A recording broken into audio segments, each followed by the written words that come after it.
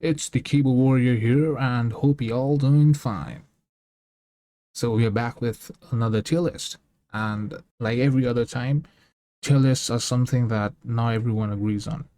You are free to have your own opinion, and I'm free to have my own. This is based on my experience. This is based on what I feel. If you feel different, you can go ahead and use that comment section, but be sure to be respectful because we are a community, right? and and we should be respectful towards others' opinion. That's how a community survives. The Tekken community is known for being so toxic, and the main problem with the community is that they cannot be respectful towards others' views and opinions. This is what we have to learn, right? So this is my tier list, and also you should not completely rely on our tier list for your character selection. Like, tier list is not the end game, right? There are pro players who use bottom tier characters and still do well, because as long as you're fundamentally good in Tekken, you will be able to use any character. Okay, but yes, tier list will help you to some extent, but it's definitely not a true representation of your skill level. Like, say for instance, Rangchu uses the bears, and we all know how good he is with the bears, but the bears are nowhere near top tier. He can actually defeat a Dragunov with the bears. So does that really mean that the bears are top tier? Definitely not. Rangchu is a better player. You also have to consider the user's skill level. Skill beats tier list any day. So with that being said, let's quickly jump onto the tier list. And also, I'm going to keep the explanation short so that you don't get bored as you watch this video. Let's start off with Jack, and I feel he is mid tier. All right.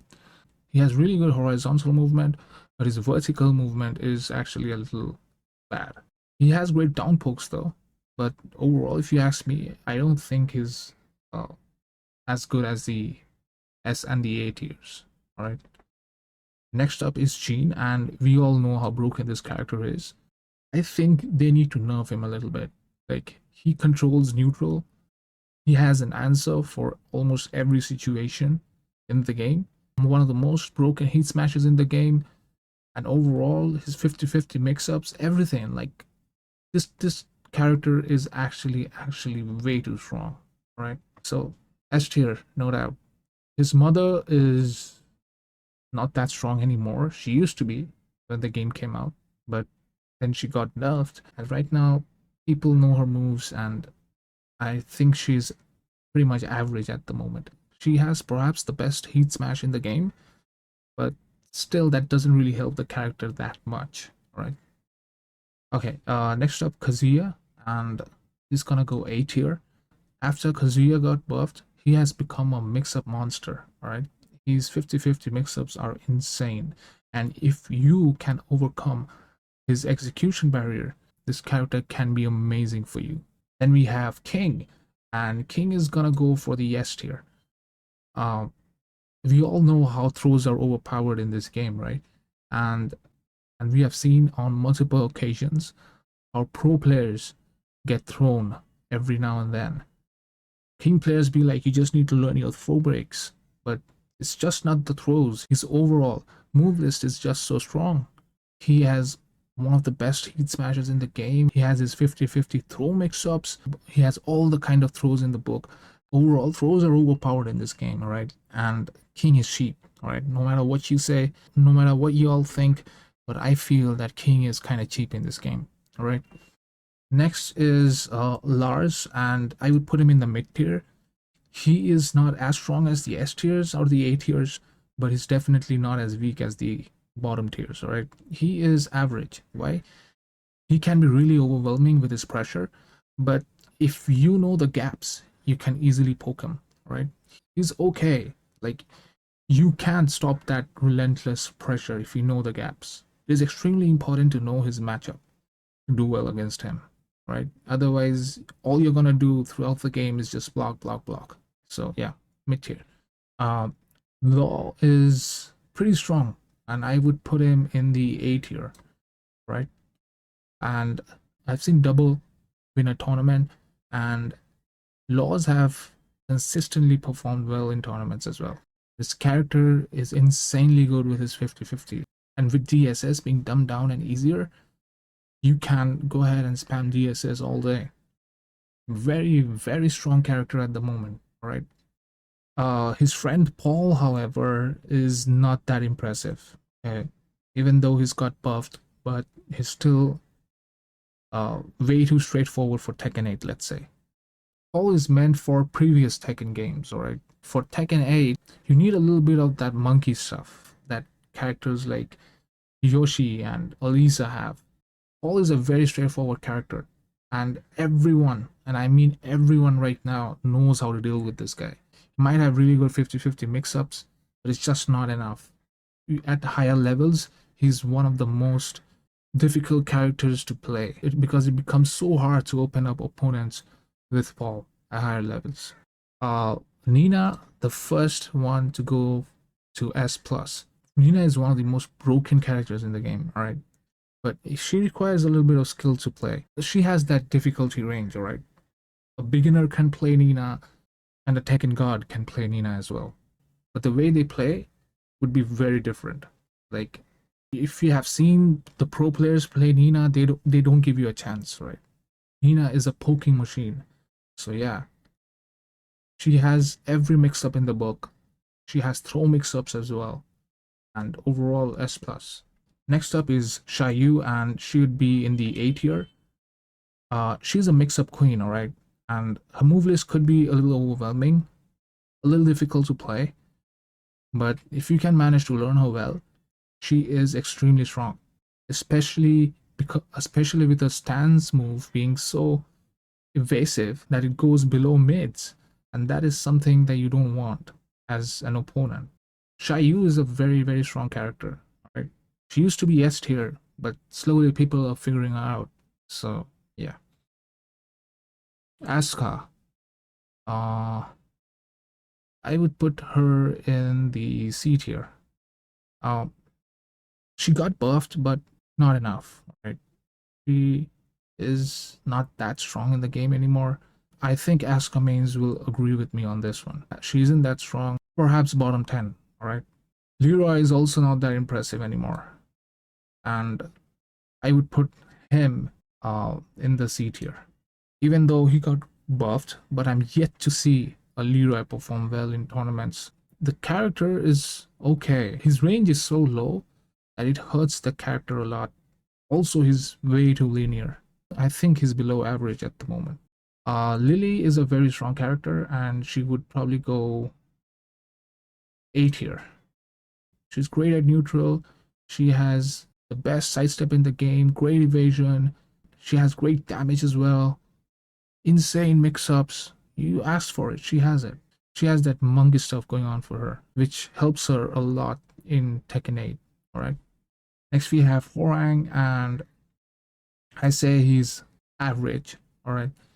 Uh maybe a bit too overwhelming with his offense. And as people keep complaining about his strings, how Horang players are defensively the worst because all they do is press, press, press, press.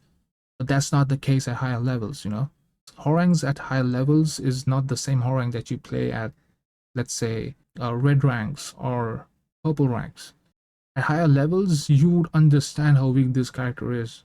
You can easily sidestep this character. He's a very flowchart based character, and higher level guys know these flowcharts.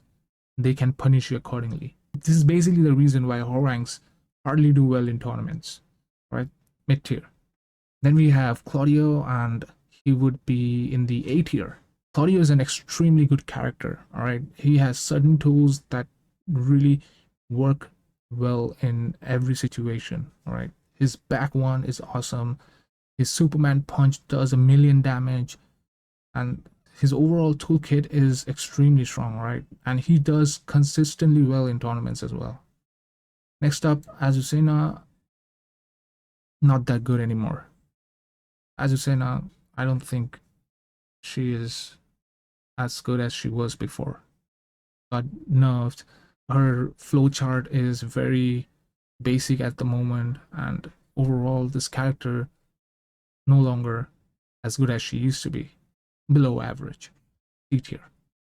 Raven, I'm yet to see Raven do well in tournaments. For me, very unsafe character. maybe he has the monkey stuff going for him, but something that this character is missing, right? And I don't feel that Raven is as good as these characters. And I think they need to buff him quite a bit more, make him go up the tier list. But at the moment, he's probably one of the worst characters in the game. Now, finally, we have the most broken character to ever exist in all of Tekken history. I don't think I need to speak much about Dragunov. He has everything that a character needs. Insane number of plus frames, relentless pressure, pro game, mix-ups. Nah, it's okay. The less we talk about him, the better it is. So next up, Kuma, and I would put him in the mid tier. He's almost as same as Panda, but his heat mode is better. He has electrics, nice, quite a few good strings, and overall he is good. Right, not the worst bear, but he's good. Leo would be in the mid tier. Great character, great mix-ups, but a bit too linear. That is basically why the character often underperforms in tournaments. So yeah, Leo isn't a bad character, right? The fact that this character is so linear is what hurts this character the most. Alright? Okay. Then we have Shaheen, and we all know how strong this guy is. Yep. It's going in the A tier. Shaheen is almost as good as Law, right? No, I would probably put him in the S tier. Yeah. Shaheen is almost as good as Law, alright? And in fact, he could be even better. He has almost every tool that you can ask for. Mix-ups, slides, guard break, everything. This character is actually very, very strong. Steve, I would put him in the average tier, right? He has got buffed, but if you're good with this character, you can actually play well. I know Steve mains keep on downplaying him like crazy, but Steve is not that bad, right? He is not that bad anymore. You can go ahead and downplay him as much as you want, but he isn't the worst character in the game. Yoshi is gonna go in the S+. You need to have that monkey stuff for Tekken 8, right? Yoshi is the king of all that monkey stuff. So when the game first came out, Yoshi always had these insane mix-ups, right? He was never a high damage kind of character, but in this Tekken, Yoshi has damage, he has mix-ups, and he has heat mode, right? So all three of these put together, you get an insanely strong character. People are figuring out setups that are almost impossible to counter. If you are playing online, it's almost impossible to counter. Maybe a pro player would counter that, but not everyone is a pro player, right? If you can learn and master this character, there's no other character who could be more broken than this guy. Then we have Fang, and he's gonna be in the S tier. Fang is extremely strong, right? He's always been strong.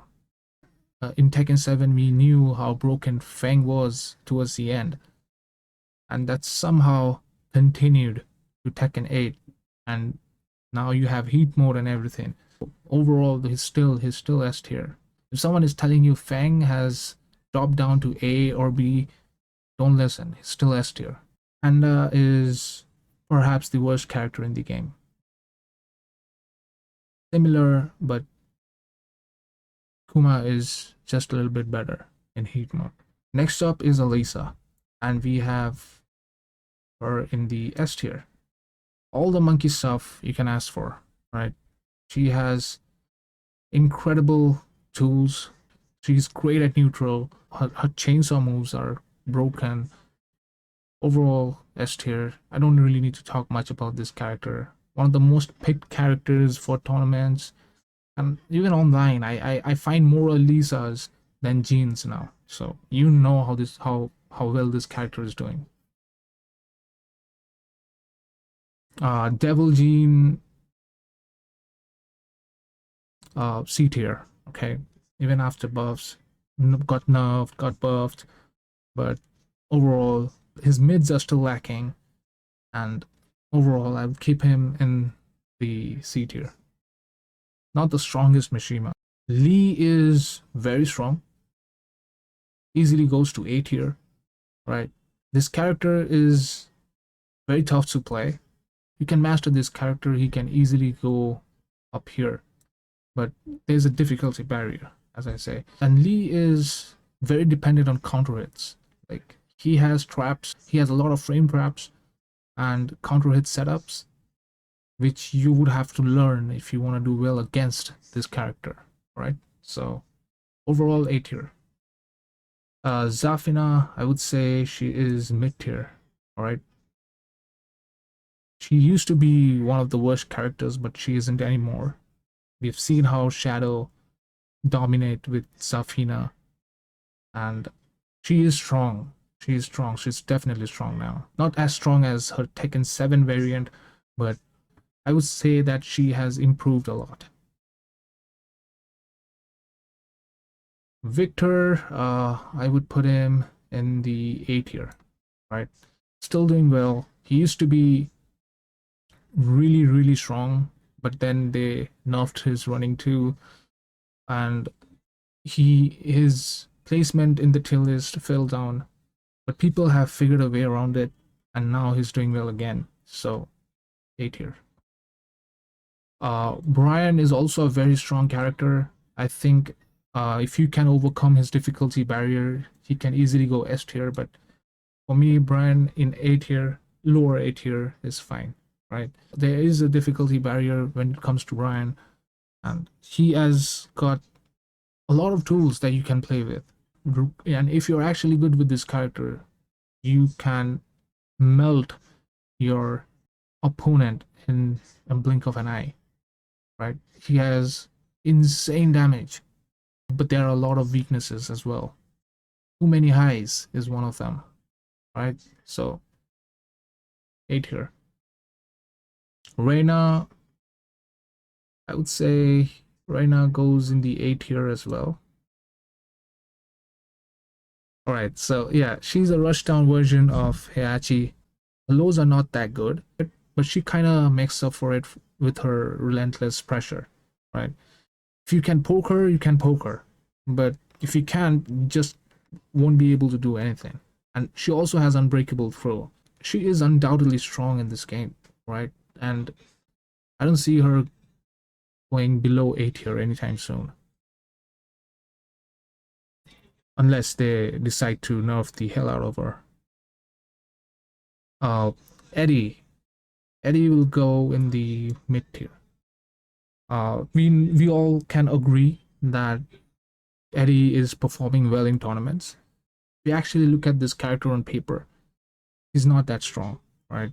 And he's way too linear, and he is very unsafe, right? Even though he's great at neutral, he has 50-50 from neutral. So you need to know, you need to lap this character to perform well against him. And if you're actually saying that Eddie is top tier because of Jean Ding, just remember that it's Jean Ding who's actually using Eddie. That guy is a great Tekken player. You have to give him credit, alright?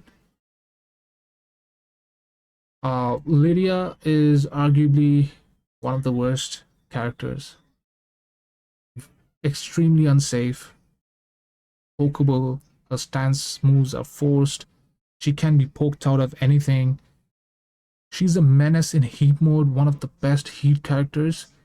But fundamentally her toolkit is really bad. Really, really bad. And lastly, we have the new DLC, Heihachi Mishima. I would put him in the high B tier. Now, hear me out. This Heihachi is a weaker version of his Tekken 7 one, right? They have nerfed his frames, they have nerfed his tracking, and overall, he's not as good as Tekken 7 Heihachi. Now, if you actually compare with Kazuya, I would say Kazuya is still a little better than Heihachi. His Hell Sweep is also nerfed, alright? It doesn't track as much as it used to, and his lows are really not that good, okay? Other than that, if you actually consider his Heat Mode and Warrior Instinct, then he might be able to sneak into the A tier. But Warrior Instinct you can only use once in a match. You can't really rely on that because it doesn't give you any frame advantage, right? It only buffs your damage, right? So yeah, talking about damage, Heihachi is the GOAT, right? This dude can hit like a truck, which is why I might just sneak him into A tier, right? But if you consider him a fundamental character, a fundamental mishima, then would probably go down to B tier because fundamentally he is very weak. Like his mids are mostly unsafe. The ones that are safe are all chargeable. You can poke him out of it. So his down forward one is -5. You just can't keep double jabbing as well. So overall, I wouldn't say he is. Overall, fundamentally, he's B tier. But if you can completely utilize his heat mod, like up forward 4-1 or 4-2, I forgot. Those are great tools, alright? So they did exactly what they did with Lydia. They nerfed his fundamental toolkit and they gave him a lot in heat mode and warrior instinct. This is something that is very concerning because the game is now only based on heat mode, right? Devs are creating characters who are supposed to be only good in heat mode. They are promoting heat mode, and I'm not a huge fan of heat, let's be honest. And I know a lot of people who hate that, but that's how the game is. And they are forcing you to play the game that way. It's kind of like whoever gets heat first wins the match. So that's it. That's the tier list. Final adjustments, as I said, Heihachi could be in the middle, alright. A and B. We can use him well with his heat mode, he goes to A. But if you are talking about his fundamental kit, it's B, right? The final list kind of looks like this. Let me see if I can adjust the positions of a few characters. I would say this is about right. Okay, yeah, Lars would go up. Lars would go up. Yeah, that's better. Yeah, that looks better. Okay, so yeah, that's your tier list. So if this video was helpful, go ahead and give it a like. If you're new to the channel looking for Tekken 8 guides, go ahead and subscribe. Thank you so much for watching, and I'll see you again in the next one.